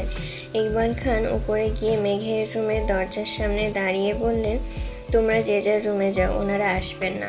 মালিহা খান উদ্বিগ্ন কণ্ঠে শোধালেন, আসবেন না কেন? ছেলের অন্য কাউকে পছন্দ। মেঘ ফিক করে হেসে ফেলল। মেঘের দেখা দেখি মিমও হাসছে। মালিহা খান রাগী স্বরে বললেন, এই মেঘ, হাসছিস কেন? আবারও বললেন, তোর আব্বু কোথাকার কি ছেলে দেখে বলতো? আগের বার কি সব অজুহাত দেখালো, এবার বলে ছেলে অন্য মেয়েকে পছন্দ করে। সকালেও তো শুনলাম ছেলে তোকে দেখার জন্য খুব আগ্রহী। এখন এসবের মানে কি?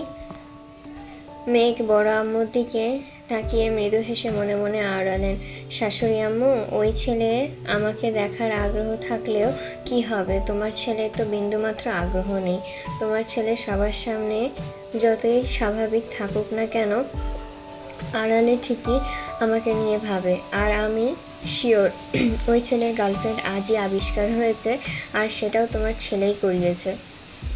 মালিয়া খান শীতল কণ্ঠে বললেন, কি রে, কি ভাবছিস? ওনারা আসেনি বলে মন খারাপ করছিস? মেঘ সশব্দে হেসে বলল, না গো, আমি ভাবছি তোমরা এত কষ্ট করে সারাদিন রান্না করলে, এই খাবারগুলো কিভাবে খেয়ে শেষ করব। মালিয়া খান আর আকলিমা খান ভ্রু কুঁচকে তাকিয়ে আছেন। ইকবাল খান নিঃশব্দে হেসে রুম থেকে বেরিয়ে গেছেন। মিম মেঘকে উদ্দেশ্য করে বলল, আমার ফোনটা দে তো, ভাইয়া আর আবির ভাইকে কল দিয়ে আসতে বলি, একসাথে খাবো। মিম ড্রেসিং টেবিলের সামনে থেকে ফোন নিয়ে মেঘকে দিল। মেঘ তানভীর আর আবির দুজনকেই কল দিয়েছে, তবে ছেলের ব্যাপারে কিছুই বলেনি, শুধু খাবার খেতে দাওয়াত দিয়েছে। মেঘের ফাজলামো দেখে মালিয়া খান আর আকলিমা খান দুইজনেই চুপচাপ বেরিয়ে গেলেন। ওনারা চলে যেতেই মেঘ আর মিম নিজেদের মধ্যে ফিসফিস শুরু করে দিয়েছে। সন্ধ্যার আগে আগে আবির বাসায় এসেছে। পরনে ছাই রঙের শার্ট, হাতা কোনোই অবধি ফোল্ড করা, বুকের ওপরের বোতামটা খোলা, চুলগুলো অগোছালো, শ্যামলা বর্ণের চেহারাটা ঘামে চিকচিক করছে। এক হাত পকেটে, অন্য হাত স্বাভাবিক রেখে বাসার ভেতরে ঢুকেছে। সোফায় মোজাম্মেল খান বসে আছে, ওনার পাশে হালিমা খান দাঁড়িয়ে আছেন। মোজাম্মেল খান অতর্কিতে নিজের মনের ভেতরের ক্ষোভ প্রকাশ করছেন, আর হালিমা খান চুপচাপ দাঁড়িয়ে শুনছেন। মালিয়া খানরা যে যার রুমে। ইকবাল খান একটা কাজে বেরিয়েছেন। আবির স্বাভাবিক ভঙ্গিতে সিঁড়ি পর্যন্ত এগিয়ে গেল। এক পলক মামনির দিকে তাকিয়ে কোমল কণ্ঠে বলল, মামনি, এক কাপ কফি করে দিবা প্লিজ? হালিমা খান আবিরকে খানিক দেখেই সঙ্গে সঙ্গে বললেন, তুই ফ্রেশ হয়ে নে, আমি কফি বানিয়ে পাঠাচ্ছি। পাঠাতে হবে না, আমি ফ্রেশ হয়ে নিচে আসছি। আবির সচরাচর নিজের কফি নিজেই করে। সকালে মাঝে মধ্যে মালিহা খান নয়তো হালিমা খান করে দেয়। আজ মূলত মোজাম্মেল খানের জন্যই অসময়ে মামনির কাছে কফি চাইছে আবির, যাতে মোজাম্মেল খানের চিল্লাচিল্লিটা কমে। আবির 2 সিঁড়ি উঠতেই মোজাম্মেল খান আর চোখে আবিরকে দেখে গম্ভীর কণ্ঠে জিজ্ঞাসা করলেন, কোথায় ছিলে? আবির স্বাভাবিক কণ্ঠে বলল, অফিসে। কেন? তানভীর কোথায়? আবির ভাবলেশীন জবাব, আমি কি জানি। মোজাম্মেল খান সূক্ষ্ম নেত্রে আবিরের দিকে তাকিয়ে আছে। আবির মৃদু হেসে বলল, আমি কি যাবো চাচ্চু? যাও। হালিমা খান কফি করতে রান্নাঘরে চলে গেছে। মোজাম্মেল খান সোফায় চোখ বন্ধ করে বসে আছেন। আবিরের কথাবার্তা খুব স্বাভাবিক, সন্দেহজনক কিছুই চোখে পড়েনি। তানভীর জানলে এতক্ষণ সে অবশ্যই রিয়্যাক্ট করত, অথচ তানভীরও এখন পর্যন্ত শান্ত। সারাদিন বাসায় ফেরেনি, বাসায় কারোর সাথে ফোনে কথা বলতেও তিনি দেখেননি। তার মানে তানভীরও কিছু জানে না। মোজাম্মেল খান দীর্ঘশ্বাস ছেড়ে মনে মনে বললেন, তানভীর আবির কিছু না জানলে এমনটা হলো কিভাবে? তাহলে কি সত্যি ওই ছেলের অন্য জায়গায় পছন্দ আছে? আবির কিছুক্ষণের মধ্যেই ফ্রেশ হয়ে শার্ট পাল্টিয়ে টি শার্ট আর ট্রাউজার পরে নিচে এসেছে। মোজাম্মেল খান তখনও সোফায় বসা। তাই আবির সোফায় না বসে সরাসরি রান্নাঘরে চলে গেছেন। কফির কাপ নিতে নিতে ধীর কণ্ঠে জিজ্ঞাসা করল, কিছু হয়েছে নাকি? হালিমা খান তপ্তস্বরে বললেন, না, তেমন কিছুই না। মোজাম্মেল খানের কড়া নিষেধ আবির কিংবা তানভীরকে তানভীরের সামনে মেঘের বিয়ে সম্পর্কিত কোনো আলোচনা যেন না হয়। আবির সবটা জানে, তবুও নিজেকে স্বাভাবিক রাখার চেষ্টা করছে। আবির মোজাম্মেল খানকে খানিকক্ষণ পরখ করে শক্ত কণ্ঠে বলল, চাচ্চুকে অতিরিক্ত টেনশন করতে বারণ করো। মেয়ের বিয়ে হলোই না, এখনই চুল পাকিয়ে ফেলেছেন, লোকে কি বলবে?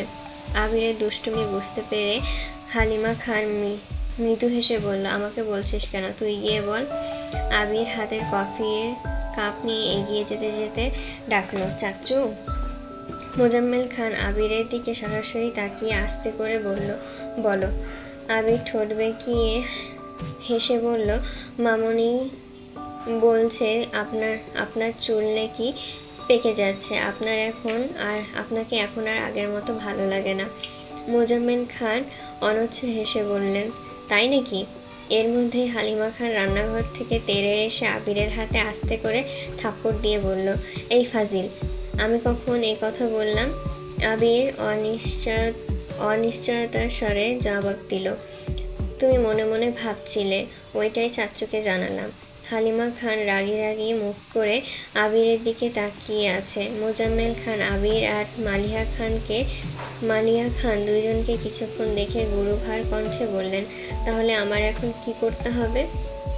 আবির ঢোক গিলে উষ্ণ স্বরে বলল, সবসময় হাসি খুশি থাকতে হবে, সবার সাথে স্বাভাবিকভাবে কথা বলবেন, নিজেকে সময় দেবেন, সাথে মামনিকেও। বাকিটা মামনি বলবে, আমি এখন পালাই।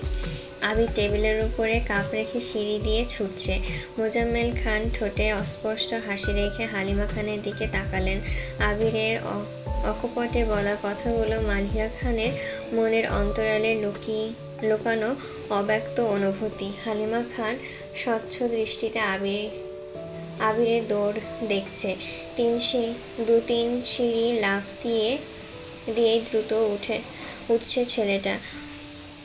ওর ওপরে ওঠার তাড়া দেখে মনে হচ্ছে সবেমাত্র কাউকে আহত কিংবা নিহত করে এসেছে। আশেপাশে মসজিদে মাগরিবের আজান পড়ছে। মোজাম্মেল খান বসা থেকে উচ্চস্বরে ডাকলেন, আবির নামাজে যাবে না? আবির নিজের রুমে যেতে যেতে বলল, টুপি নিয়ে আসছি। মোজাম্মেল খান অজু করে আবিরের জন্য অপেক্ষা করছেন। আবিরও অজু করে মাথায় টুপি দিতে দিতে নিচে নামছে। বাসায় আর কেউ নাই, তাই আবির আর মোজাম্মেল খান একসঙ্গে নামাজের জন্য বেরিয়েছে। মোজাম্মেল খান যেতে যেতে হঠাৎই গম্ভীর কণ্ঠে জিজ্ঞাসা করলেন, তানভীর কি নামাজ পড়ে? ফজরে না হয় উঠতে পারে না, বাকি ওয়াক্ত কি পড়ে? আবির নিরুদ্বেগ কণ্ঠে বলল, আমি সবসময় নামাজের কথা বলি, কিন্তু বাইরে ঠিকমতো নামাজ পড়ে কি না জানি না। মোজাম্মেল খান ভারী কণ্ঠে বললেন, তুমি একটু বুঝিয়ে বলো। মোজাম্মেল খানের ভারী কণ্ঠে বলা কথাতে আবির কপাল কুঁচকাল। মোজাম্মেল খানের মস্তিষ্কে যখন যা আসে তাই। এতক্ষণ মেঘের ব্যাপারে ভাবছিল, এখন সেই ভাবনায় এসেছে তানভীর, তাও আবার তানভীরের নামাজ নিয়ে দুশ্চিন্তা করছেন। আবির মনে মনে আওড়ালেন, তানভীরকে নামাজে নিয়মিত করার ওষুধ আমার জানা আছে, খুব শীঘ্রই ওষুধ দিতে হবে। মোজাম্মেল খানের দিকে তাকিয়ে মৃদু হেসে বললেন, আপনি চিন্তা করবেন না, ফজর থেকে তানভীরও আমাদের সাথে নামাজে যাবে, দেখো যদি ওঠাতে পারো। আবির মুচকি হেসে বলল, প্রয়োজনে সারা রাত না ঘুমিয়ে ফজরের নামাজ পড়ে একেবারে ঘুমাবে। মোজাম্মেল খান আবিরের কথা শুনে ক্ষীণ হাসলেন। নামাজ শেষ করে অফিসের কিছু বিষয় নিয়ে কথা বলতে বলতে বাসায় আসছে দুইজন। এতক্ষণে মেঘরা সবাই নামাজ শেষ করে নিচে চলে এসেছে। তানভীরও বাসায় ফিরেছে। 4 ভাই বোন মিলে সিরিয়াস কোনো আলোচনায় ব্যস্ত, তবে সে আলোচনার কেন্দ্রবিন্দু হলো খাবার। আবির আর মোজাম্মেল খানকে একসঙ্গে বাসায় ঢুকতে দেখে তানভীর ভ্রু কুঁচকাল। সচরাচর সবাই একসঙ্গে নামাজে গেলে আলী আহমেদ খান আর মোজাম্মেল খান সামনে গল্প করতে করতে চলে যান, পেছনে আবির, তানভীর আর ইকবাল খান টুকটাক কথা বলেন। তানভীর না থাকলে আবির আর ইকবাল খান একসঙ্গে যান। তবে এই প্রথমবার বাসায় কেউ না থাকায় আবির আর তানভীরের আব্বু একসঙ্গে বাসায় এসেছে। তবুও এমন একটা দিনে আবিররা আসতেই মেঘ ঘাড় ঘুরিয়ে আবিরকে দেখে নিল। আবিরের মাথায় টুপি, সাবলীল ভঙ্গিতে আব্বুর সাথে কথা বলছে। তা দেখে মেঘের হৃদয়ে ধুকপুকানি তীব্র হতে শুরু করেছে।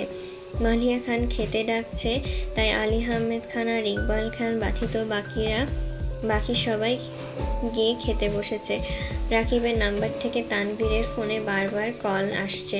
তানভীর রিসিভ করে স্বাভাবিক কণ্ঠে বলল, হ্যাঁ রাকিব ভাইয়া বলো। আবির কোথায় রে? আছে পাশে, খেতে বসেছে। আবির বিকেলে কাউকে না বলে হুট করে অফিস থেকে চলে গেছে। তারপর থেকে কল ধরছে না। কি হয়েছে? সবকিছু ঠিক আছে? হ্যাঁ একদম। ভাইয়ার ফোন রুমে, মাত্র নামাজ থেকে এসে খেতে বসেছে। তাহলে অফিস থেকে হুট করে চলে গেল কেন? খাওয়া দাওয়া শেষ করি, তারপর তোমার সাথে দেখা করে বলবো। আচ্ছা ঠিক আছে। সবাই সবার মতো খাচ্ছে, কারোর মুখে প্রয়োজনের বাইরে কোনো কথা নেই। তানভীর একটু পর পর আবিরকে ইশারায় এটা সেটা বোঝাচ্ছে, আবার প্রশ্নও করছে, তবে মোজাম্মেল খান তাকালে চুপ হয়ে যায়। খাওয়া দাওয়া শেষ করে আবির আর তানভীর বেরিয়েছে। যদিও আবির যেতে চাচ্ছিল না, কিন্তু তানভীর এক প্রকার জোর করে নিয়ে গেছে। রাকিব আর রাসেল অফিস থেকে বেরিয়ে প্রতি সপ্তাহে সেই সুপরিচিত আড্ডাখানায় আবিরদের জন্য অপেক্ষা করছে। আবির এসে চুপচাপ বসে পড়েছে। মালিয়া খান জোর করে একটু বেশি খাইয়েছে, তাই এত নড়াচড়া করতে ভালো লাগছে না। এমনি আবির বাইকও নিয়ে আসেনি, তানভীরের বাইকে এসেছে। রাকিব আবিরকে দেখে উদ্বিগ্ন কণ্ঠে জিজ্ঞাসা করলো, কি হয়েছে? কিরে, কি হয়েছে তোর? অফিস থেকে কোথায় চলে গিয়েছিলি? আবির ঠান্ডা কণ্ঠে বলল, আজ ওকে আবার দেখতে আসার কথা ছিল। রাকিব চেঁচিয়ে উঠে বলল, কি? তারপর? এর মধ্যেই তানভীর বাইক পার্ক করে এসে রাকিবের সামনে রাখা একটা চেয়ারের উপরে নিজের ডান পা তুলে ডান হাতে 3 আঙ্গুল ভাঁজ করে বাকি 2 আঙ্গুল রাকিবের কপালে কিছুটা ওপরে মাথায় ধরে রাগান্বিত কণ্ঠে চিৎকার করলো, হারামির বাচ্চা, বিয়ে করার খুব শখ তোর, তাও আবার আমার স্প্যারোকে? বিয়ে তো বহুদূর, তুই আমার মেঘের কল্পনাতেও দেখতে পারবি না। তানভীরের গতিবিধি দেখে রাকিব থ হয়ে গেছে। চা বিক্রেতা মামাও আটকে উঠেছেন। আশেপাশের কয়েকজন বিস্ময় সমেত তাকিয়ে আছে। আবির চেয়ারে হেলান দিয়ে বসে মিটিমিটি হাসছে। রাকিব ঢোক গিলে কিছু বলতে যাবে, তার আগেই তানভীর বাজখাই কণ্ঠে আবারও বলে উঠল, don't say anything, I don't want to here anything for your mouth. যদি তোর মুখ থেকে একটা শব্দ বের হয়, তবে তোর বাপ এখানে এসে শুধু তোর লাশটাই পাবে। রাকিব নিষ্পলক দৃষ্টিতে তানভীরের ক্রোধিত চেহারার পানে চেয়ে আছে। তানভীরের চোখে মুখে হাসি উপচে পড়ছে, তবুও নিজেকে শক্ত রাখার চেষ্টা করছে। রাসেল অবাক চোখে সেসব দেখছে।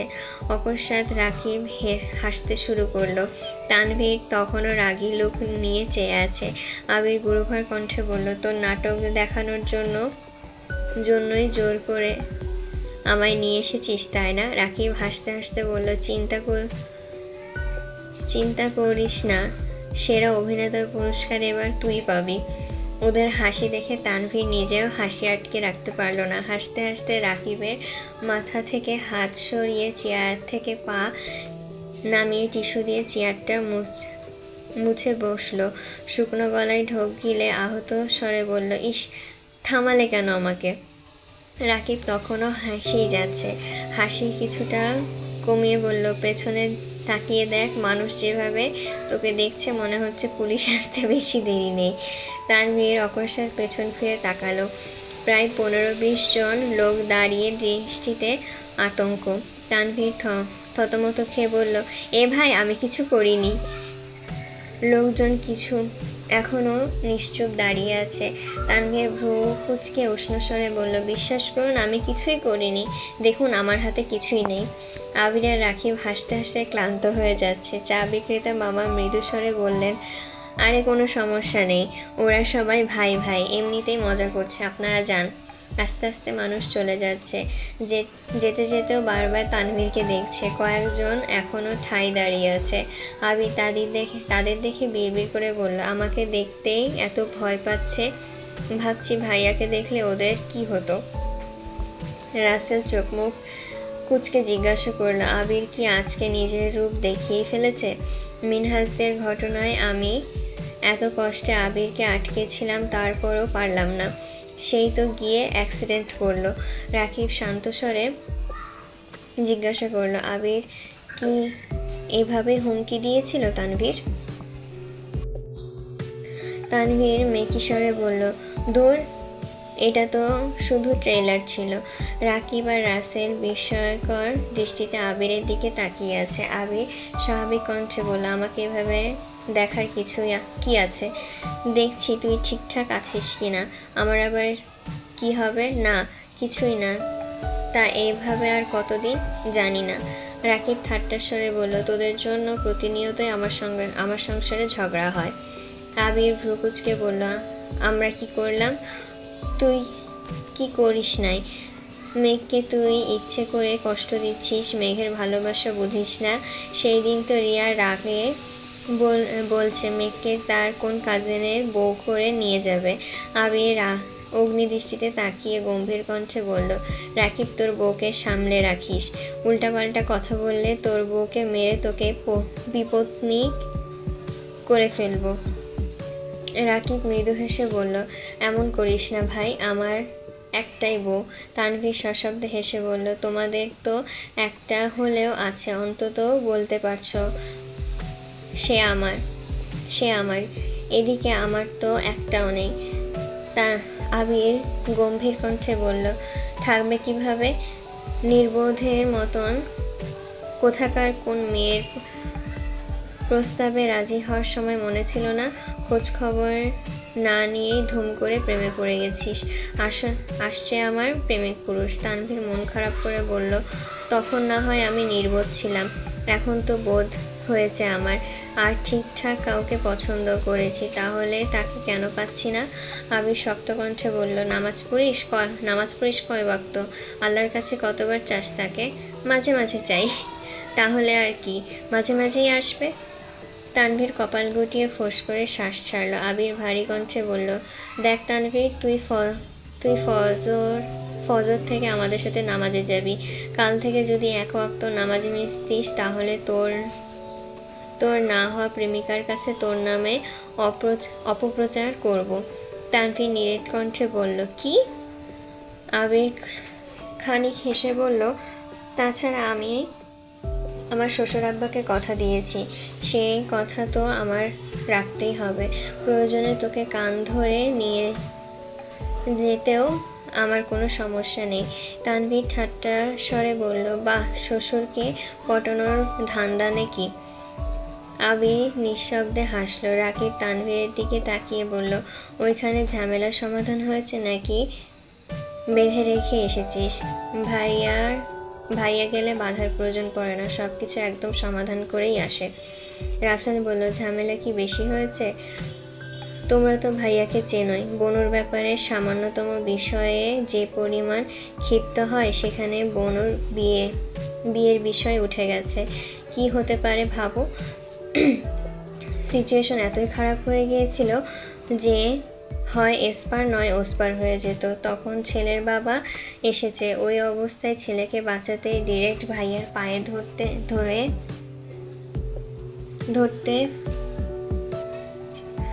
ফেলতে চেয়েছিল। তারপরে তাড়াতাড়ি সরিয়ে সবকিছু মোটামুটি নর্মাল করেছি। এই সময় আব্বু কল দিয়েছে, তখন আর কি, ভাইয়া যা যা শিখিয়ে দিয়েছে ওনারা তাই বলেছে এই সব। রাকিব তপ্ত স্বরে বলল, আমাকে একটা কল দিতে পারতি, আমি নিজেও জানতাম না। ভাইয়া আমায় ঠিকানা দিয়ে শুধু আসতে বলেছে। আবির ঠান্ডা কণ্ঠে বলল, সেসব কথা বাদ দে, এখন বল কাজটা শেষ হয়েছে? রাকিব ধীর কণ্ঠে বলল, আমি যতটা সম্ভব চেষ্টা করেছি, তুই রাতে সময় করে একটু দেখে নিস প্লিজ। আচ্ছা। ওরা চারজন বেশ কিছুক্ষণ আড্ডা দিয়েছে, তবে আজ বেশিরভাগ আলোচনাই হয়েছে রাকিবের বিবাহিত জীবন নিয়ে। ঘণ্টাখানিক পর আবিররা বাসার উদ্দেশ্যে চলে গেছে। আলী আহমেদ খান নিজের নিজের কাজ শেষ করে বাসায় ফিরে মোজাম্মেল খানকে ডাকলেন। মোজাম্মেল খান আসতে জিজ্ঞাসা করলেন, ওনারা এসেছিলেন? না ভাইজান। আসেননি কেন? ঠিক জানি না, তবে বলেছেন ছেলের অন্য মেয়েকে পছন্দ। তাহলে আর কি, আপাতত ছেলে দেখা বন্ধ করে কাজে মনোযোগ দাও। সামনে ঈদ চলে আসছে। এইবার ঈদে আমি কিছু করতে পারবো না। যা করার সব আবির আর তানভীর করবে। আলী আহমেদ খান চিন্তিত কণ্ঠে শুধালেন, ওরা কি পারবে? পারবে না কেন? বড় হয়েছে, দায়িত্ব নিতে হবে না? আচ্ছা, বলে দেখিস, কিন্তু আপাতত ছেলে দেখা বন্ধ রাখ। মোজাম্মেল খান গম্ভীর কণ্ঠে বললেন, ঠিক আছে, রাখবো বন্ধ, কিন্তু ভালো ছেলে পেলে অবশ্যই বাসায় নিয়ে আসবো। আগে দেখ ভালো ছেলে পাস কিনা। মোজাম্মেল খান রাশভারী কণ্ঠে শুধালেন, তুমি কি আমার সাথে ঠাট্টা করছো ভাইজান? আলী আহমেদ খান মেকিস্বরে বললেন, ঠাট্টা করব না তো কি করব? এই বলিস ছেলে ভালো, পরিবার ভালো, অথচ ছেলের বাসা পর্যন্ত আসেই না। আমি কিভাবে বুঝবো ভালো নাকি খারাপ? মোজাম্মেল খান প্রখর তপ্ত স্বরে বললেন, ঠিক আছে, এরপর আমি গিয়ে ছেলেকে বাসায় নিয়ে আসবো। আলী আহমেদ খান উদাসীন কণ্ঠে বললেন, আচ্ছা, আসলে আমাকে খবর দিস। এদিকে মেঘ একটু পর পর বেলকনিতে যাচ্ছে, আবিরদের জন্য অপেক্ষা করছে। হঠাৎ বাইকের শব্দ শুনতেই বেলকনিতে ছুটল। তানভীরের পেছনে আবির বসা। আবিরকে দেখেই মেঘের মুখে হাসি ফুটল। আবির রুমে গিয়ে ফ্রেশ হয়ে বিছানায় ল্যাপটপ নিয়ে বসেছে। প্রায় 15-20 মিনিট পর মেঘ এসেছে। ঘরে ভেতরে না ঢুকে দরজায় হেলান দিয়ে দাঁড়িয়ে আবিরকে দেখছে। আবিরের পূর্ণ মনোযোগ দিয়ে কাজ করছে। হঠাৎ নিজের ফোন নিতে হাত বাড়াতেই মেঘকে নজরে পড়ল। মেঘের চোখ মুখ প্রশান্তির হাসি, আবেশিত দৃষ্টিতে আবিরকে দেখছে। আবির মেঘের আপদমস্তক দেখে উষ্ণ স্বরে বলল, কি ব্যাপার ম্যাম, বাইরে দাঁড়িয়ে আছেন কেন? রুমে আসার জন্য কি আপনার আলাদাভাবে আমন্ত্রণ জানাতে হবে? মেঘ মুচকি হেসে উঠল। উত্তর না দিয়ে উল্টো প্রশ্ন করল, আজকে ছেলেটা কেমন ছিল? আবির নিঃশব্দে হেসে বলল, আপনি কেমন আশা করেছিলেন? রাজপুত্রের মতন। আবিরের আখি যুগল খানিক প্রশস্ত হলো। সহসা ঠোঁটের কোণে সহসা হাসি ফুটে উঠল। অতঃপর আবির স্বাভাবিক কণ্ঠে বলল, রুমে আসুন ম্যাম। না, আপনি কাজ করুন। আবির ল্যাপটপের দিকে এক পলক তাকিয়ে চাপা স্বরে বলল, রাত অনেক হয়েছে, ঘুমাতে যান। মেঘ শান্ত স্বরে বলল, ঘুম আসছে না। আবির অকস্মাৎ ভ্রু কুঁচকে সন্দেহের দৃষ্টিতে তাকিয়ে প্রশ্ন করল, কেন? আবিরের অভিপ্রায় বুঝতে পেরে ঠোঁটে হাসি রেখে মেঘ অত্যন্ত গুরুতর কণ্ঠে জবাব দিল, হবু জামাইটাকে খুব মিস করছি। আবির সঙ্গে সঙ্গে ল্যাপটপ বিছানায় ফেলে দাঁড়িয়ে হুঙ্কার দিয়ে উঠল, কি? মেঘ সশব্দে হেসে একদৌড়ে নিজের রুমে চলে গেছে। আবির এগিয়ে গিয়ে রুমের দরজায় কিছুক্ষণ দাঁড়িয়ে রইল। মেঘের করা ছোট ছোট দুষ্টুমিগুলো আবির বরাবরই খুবই প্রিয়। আবির রুমে এসে আবার কাজে মনোযোগ দিল।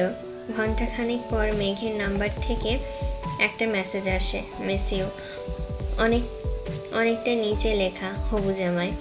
আবির মেসেজটা দেখে আবারও হাসলো। ঘড়িতে তখন 12টার উপরে বাজে। আবির রিপ্লাই দিল, না ঘুম আসলে ছাদে চলুন, তানাদের সাথে আড্ডা দিয়ে আসি। 2 মিনিট বাদেই মেঘের মেসেজ দিল, আমি ছাদেই আছি।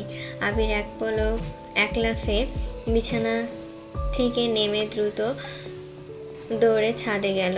তানাদের প্রতি মেঘের এক আকাশ সমান ভয়, যার জন্য সন্ধ্যার পর আবিরের রুমেও পার হয় না। আবিরের ওপর রাগ করে একদিন রাতে ছাদে এসে বৃষ্টিতে ভিজেছিল। আর আজ দ্বিতীয় দিন। আবির ছাদে আসতেই মেঘ দীর্ঘ নিঃশ্বাস ছেড়ে গম্ভীর কণ্ঠে বলল, আমি কি আপনাকে বিরক্ত করেছি? মেঘের মাথা থেকে পড়ে যাওয়া ওড়নাটা আবির 2 হাতে আবারও মাথায় তুলে দিল। লোকে বলে রাত বিরেতে ছাদে তানারা ঘোরাফেরা করে, তানাদের নজর যেন মেঘের উপরে না পড়ে সেই ভয়ে আবির মেঘের কপাল পর্যন্ত ওড়না টেনে দিয়েছে। চিরচেনা গায়ের গন্ধে নাসারন্ধ প্রবেশ করতে মেঘের অন্তঃস্থলে শিহরণ জাগে। মৃদু আলোতে মেঘের দিকে তাকিয়ে আবির মোলায়েম কণ্ঠে বলল, মাঝে মাঝে বিরক্ত কি জিনিস বুঝতেই পারি না। মেঘ নিজেকে সামলে উত্তেজিত কণ্ঠে জিজ্ঞাসা করল, ওই ছেলেটার সাথে দেখা করেছিলেন আপনি? আবির কপট রাগ দেখিয়ে বলল, ওই ছেলের ব্যাপারে কথা বলার জন্য আমার কাছে কোনো সময় নেই, চলে যাচ্ছি আমি। আবির ঘুরতেই মেঘ আবিরের হাত চেপে ধরল। আবির আর চোখে তাকাতেই মেঘ সঙ্গে সঙ্গে হাত ছেড়ে ধীর কণ্ঠে বলল, আপনি বলেছিলেন তানাদের সাথে গল্প করবেন। আবির মনে মনে আওড়ালো, আমার যে আপনার সাথে কথা বলতে ইচ্ছে করছিল, তানারা তো বাহানা মাত্রই। মেঘ আর আবির মুখোমুখি, দুটো সিঙ্গেল সোফায় বসা, কারোর মুখে কোনো কথা নেই। মেঘ নীরবে বসে নিজের হৃদয়ের প্রবল ধুকপুকানি সহ্য করছে। ক্ষণে ক্ষণে আবিরের দিকে তাকাচ্ছে, তবে আবিরের নিগ্রেট দৃষ্টি দেখে স্থির থাকতে পারছে না। কথা বলতে গিয়ে বারবার কথা গিলছে। ধীরে ধীরে শরীর ঘামতে শুরু করেছে। শ্বাসরুদ্ধকর পরিস্থিতি সামলে মেঘ আচমকা ডাকলো, আবির ভাই। সুপরিচিত সুকণ্ঠে চিরচেনা জবাব, আবিরের মোহাচ্ছন্ন জড়ানো মেঘ বিমোহিত নয়নে আবিরকে দেখে ঢোক গিলে উষ্ণ স্বরে জানতে চাইল, আব্বু এমন করছে কেন? মেঘের আকুল কণ্ঠে বলা কথায় আবির নড়ে বসল। ধীর কণ্ঠে বলল, জানি না। আপনি এভাবে আর কতদিন আমাকে বাঁচাবেন? জানি না। মেঘ একটু রাগী স্বরে বলল, আপনি কি কিছুই জানেন না? আবির মেঘের দিকে তাকিয়ে মলিন হেসে বলল, তোর কাছে একটা জিনিস চাইবো, দিবি? অমনি মেঘের হৃদস্পন্দন বাড়তে শুরু করেছে। আবিরের আকুল আবেদনে মেঘের ভেতর তোলপাড় শুরু হয়ে গেছে। আবির তপ্ত স্বরে বলল, কি চান? সাহস। আবিরের কথা শুনে মেঘ আনমনে হেসে ফেলল। লজ্জায় চিবুক খানিক নামিয়ে বলল, আপনি আমার কাছে সাহস চাচ্ছেন? আবির ঢোক গিলে শান্ত স্বরে বলল, হ্যাঁ চাচ্ছি। কেন? নিজের করা ভুলগুলো প্রতিনিয়তই তাড়া করে আমায়। জানি না কখন কি হবে, যদি পারিস একটু সাহায্য করিস। কিসের ভুল? কি করেছেন আপনি? কিসের সাহায্য চাচ্ছেন? আবির শানিত চাহনি মেঘের হৃদস্পন্দনের তোলপাড় আরো বাড়িয়ে দিচ্ছে। আবিরের কথা মানে বুঝতে পারছে না, বুকে ধরাস ধরাস করে কাঁপছে। মেঘ প্রখর নেত্রের দৃষ্টি সময় আবিরকে নিরীক্ষণ করল। একবারের জন্য পল্লব ফেলল না। আবির 2 হাতে নিজের মুখ ঢেকে বসে আছে, ভেতর ভেতর কাঁদছে। এটা বুঝতে পেরেই মেঘ তড়িৎ বেগে আবিরের কাছে এগিয়ে গেল। আবিরের মাথায় হাত রেখে উদ্বিগ্ন কণ্ঠে শোধালো, আবির ভাই, কি হয়েছে আপনার? মেঘের স্পর্শ পেয়ে আবিরের ভেতরের কান্না কিছুটা প্রকাশিত হলো। আবিরের কান্না দেখে মেঘের রাকিবের গায়ে হলুদের রাতের কথা মনে পড়ে গেছে। মেঘ আর্তনাদ করে উঠল, আপনি কাঁদছেন কেন? কি হয়েছে বলুন আমায়, প্লিজ, প্লিজ বলুন। আবির হঠাৎই মেঘের হাত শক্ত করে ধরল। আকস্মিক ঘটনায় মেঘের শরীর ঝাঁকুনি দিয়ে উঠেছে। ক্রন্দনরত অবস্থায় আবির কাঁপা কাঁপা কণ্ঠে বলল, আই এম সরি মেঘ, আই এম রিয়েলি সরি।